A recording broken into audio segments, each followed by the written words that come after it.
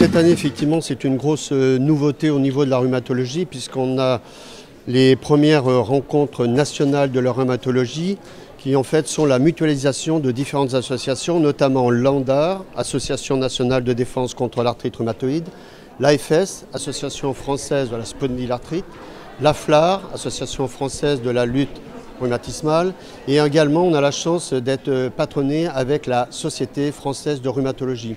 Donc là, il y a un avantage extraordinaire, c'est qu'en fait, il y a eu sur ce congrès toute une communion et d'échange au niveau des patients.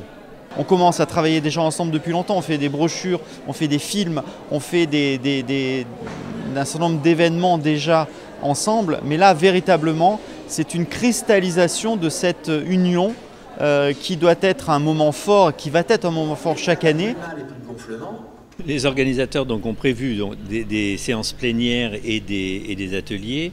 Et les ateliers permettent l'interaction, les discussions autour de thèmes très précis, en petits groupes de 10 à 15 personnes, facilitant les échanges. J'ai suivi un atelier d'ergonomie et de kinésithérapie, apprendre à bien bouger ses articulations pour conserver l'amplitude, puis conserver une marche, des mouvements tout à fait naturels. Vous descendez jusqu'où vous pouvez sans vous faire mal et vous remontez en poussant bien sur vos jambes. Là, c'est vraiment la mise en pratique. On nous corrige sur le moment, les mauvaises postures, les mauvaises positions. C'est l'idéal. On a un coach pour nous.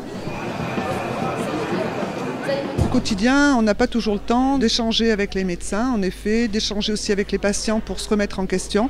Donc c'est indispensable ce genre de journée. La maladie évolue, comme les traitements évoluent, comme la prise en charge évolue. On parle beaucoup d'éducation thérapeutique. Je crois que c'est important de se tenir au courant, important de venir chercher ici toutes les nouveautés qui vont pouvoir nous aider au quotidien. Pour nous, professionnels de santé, ces 2 journées sont donc un endroit privilégié pour mettre à jour nos connaissances sur notre spécialité et en fait faire de la formation continue.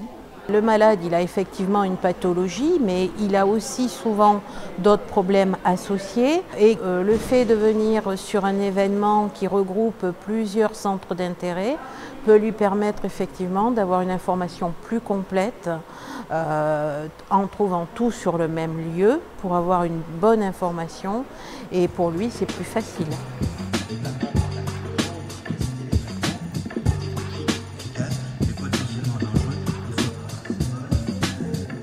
J'ai pu parcourir les ateliers cet après-midi.